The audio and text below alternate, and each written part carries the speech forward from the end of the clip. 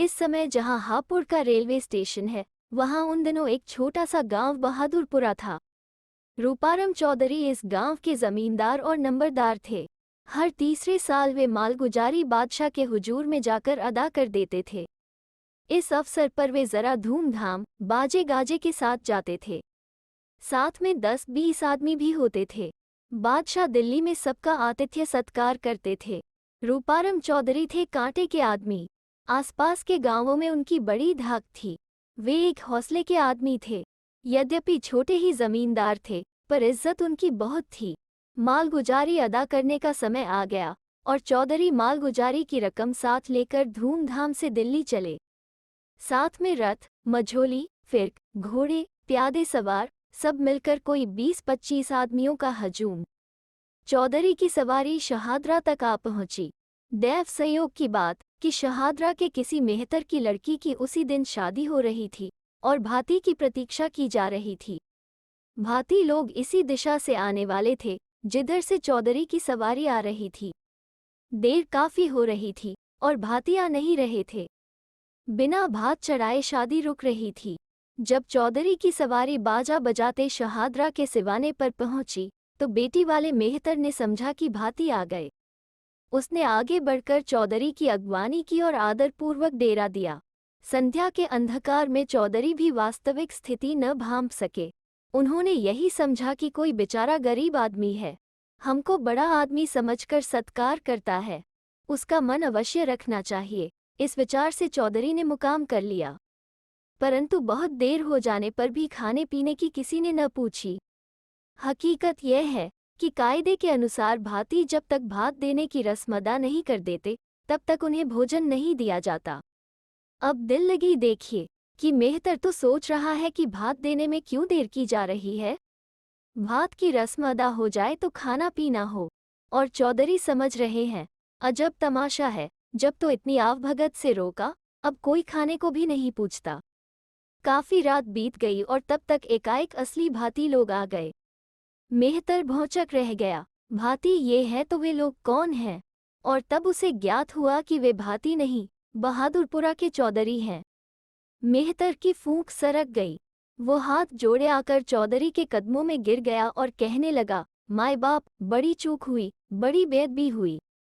मैंने आपको भाती समझ लिया। सारी बात सुनकर चौधरी रूपाराम खिलखिलाकर हंस पड़े। मेहतर को उठाकर गले से लगा लिया और कहा, बस अब तो हम तुम्हारे भाती बन ही गए।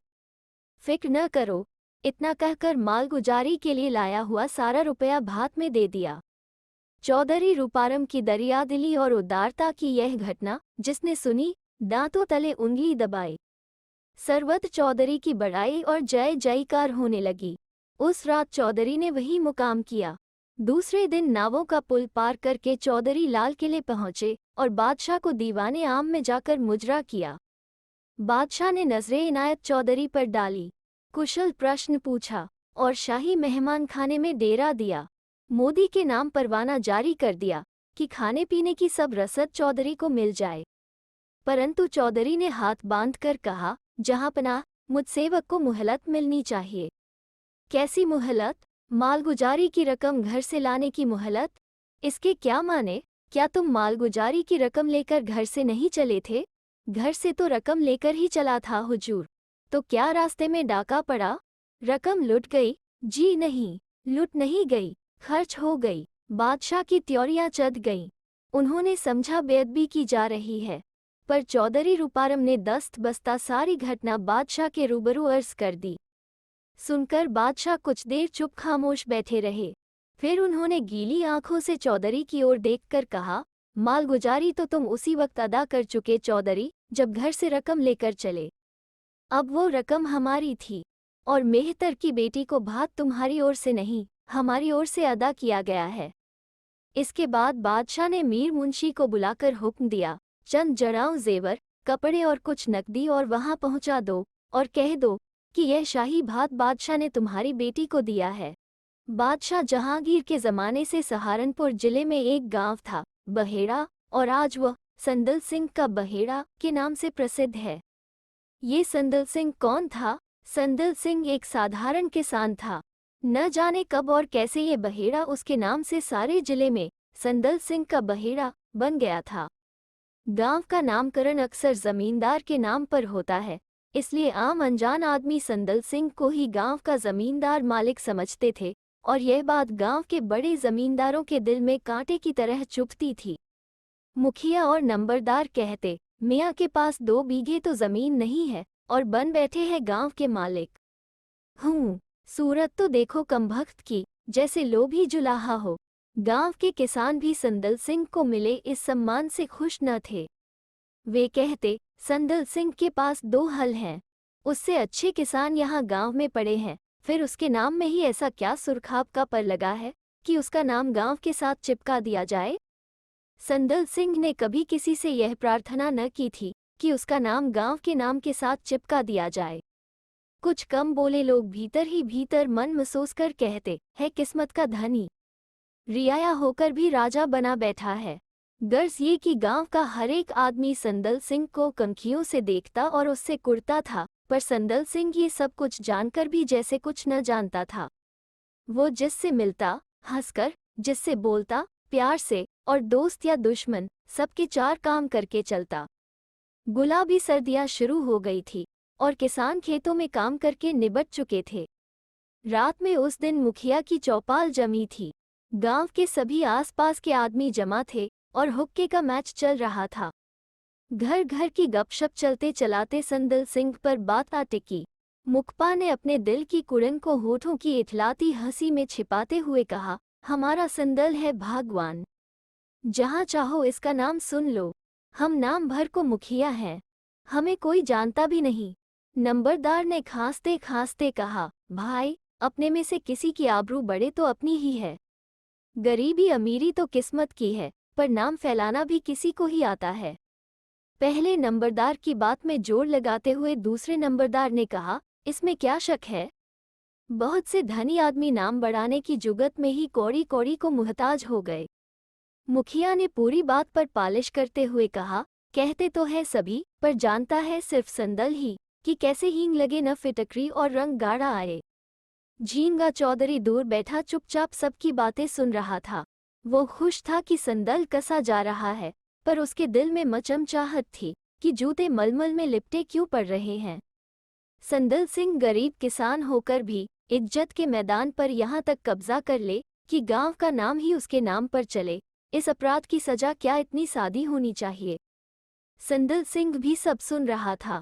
प्रशंसा का आंचल ओढ़े थिरकती निंदा की कुलटा उसे दिखाई दे रही थी, पर उसका सहन जैसा विंध्याचल था जो अपवादों की आंधी से फुरेरी लेता है, कांपता नहीं। यूं ही चर्चा में रात 10 बजने को आए। अचानक संदल सिंह बोला, ना थी, जा मुखिया के घर जा, कहना कि 5-6 मेहमान आए हैं, खाना बना दे। देख, मुकदमे में जो सच बोलता है उसका नाश हो जाता है, और पंचों में जो झूठ बोलता है उसका भी नाश हो जाता है। मुखियानी जो जवाब दे वो ज्यों का त्यों यहाँ कह देना। जा। नाथी सोचता चला गया। सब संदल की ओर देखने लगे कि आखिर यह क्या तमाशा है। संदल सिंह ने कहा, आप रोज जानना चाहते हैं कि इस गरीब की चारों तरफ चर्चा क्यों है। यह नाथी आज इस बात का जवाब देगा। बूढ़े चौधरियों की भेद भरी आंखें एक साथ संदल सिंह पर आ जमी, पर उसकी आंखों में न कोई भी इशारा था, न व्यंग्य न चंचलता। सबके मन में कौतूहल का समुद्र लहरा रहा था, पर संदल की गंभीरता का तट इतना विशाल था कि समुद्र की लहरें उसे छूकर बस लौट आती थीं। तभी नाथी लौट आया और बोला, मुखियानी ने कहा है कि आए होंगे मेहमान। तमाम दिन की मरती मरती ने अब जरा खाट से कमर छुई है और अब फिर चूल्हे में जलूं। मुखिया से कहना, खुद आकर थेपले टिकर, मुझे मुखियागिरी के लिए लोगों की रजामंदी नहीं लेनी है। तब संदल सिंह ने नाथी से कहा कि नंबरदार के घर जा। नाथी नंबरदार के घर चला गया। थोड़ी देर बाद लौटा और बोला, नंबरदारिन ने कहा है कि आधी रात गई, अब तो गीदड़ भी सो गए, पर नंबरदार के मेहमान अभी घूम ही रहे हैं। कह देना, 8-10 रोटियां तो रखी हैं, पर साग नहीं है, मट्ठे से खाए तो खिला दें। अब नाथी दूसरे नंबरदार के घर गया। दूसरे नंबरदार के घर से भी नाथी खाली हाथ लौट आया और बोला कि नंबरदारिन ने कहा है कि सूत न कपास, जुलाहे से लट्ठम लट्ठा। आटा घर में नहीं है और मेहमान बुला लिए 20। दूध रखा है थोड़ा सा, एक एक गिलास पिलाकर कह देना चादर उड़ा दे अपने मेहमानों को। ना थी, अब हमारे घर चला जा। कहना 8-10 मेहमान आ गए हैं, पर रात बहुत हो गई है, इसलिए चौधरी ने उन्हें खाने के लिए रोका है। पूछा है कि घर में थोड़ा दूध तो नहीं रखा है। थोड़ी देर बाद नाथी संदल सिंह के घर से लौट आया। उसके एक हाथ में थे 2 उपले और दूसरे में तंबाकू की पुड़िया। चौधरिन ने कहा है कि उन्हें खाने को जरूर पूछे। जिसके घर मेहमान बिना खाए सोते हैं, भगवान उससे कभी खुश नहीं रहते। थोड़ी देर में सबको ले आए, खाना बना देती हूँ। ये उपले दिए हैं और ये तंबाकू, और मुझसे कहा है कि जा तब तक चिलम भर दे। सारा रहस्य अब तुरुप के खुले पत्ते की तरह सबके सामने था। सभी शर्माए से संदल की तरफ देखने की कोशिश कर रहे थे, पर संदल अब भी वैसा ही गंभीर था, चंचल लहरों की नदी सा शांत। उसका मुखमंडल विजयी देश के लहराते झंडे की तरह गौरव से दमक रहा था। संदल सिंह की पत्नी हिंदुस्तानी आतिथ्य सत्कार और सेवा की मूर्ति। बहेड़े के आसपास का निवासी जो भूले भटके भी उधर से निकला, उसे उस देवी के प्रेम की प्रसादी मिली। पर उसका राज्य था घर में, वो थी आत्मा और संदल सिंह था शरीर। दूर से दिखने वाला संदल सिंह और बहेड़ा लोगों की स्मृति में घुलकर एक हो गए, और यूं ही धीरे धीरे बहेड़ा संदक सिंह का बहेड़ा हो गया। आज न संदल सिंह है, न उसकी पत्नी, पर पत्नी के सेवा भाव ने उसे अमर कर दिया है, और आज भी डाकखाने की मुहरों में उसका नाम न जाने कितनी बार छपता है। और संदल सिंह की पत्नी हमारे समाज की बोलती महफिल में एक खामोश महफिल, जिसे कोई नहीं जानता कि वो कौन थी, पर अनजाने ही जिसकी नींव पर संदल सिंह की अमरता का यह महक जड़ा है।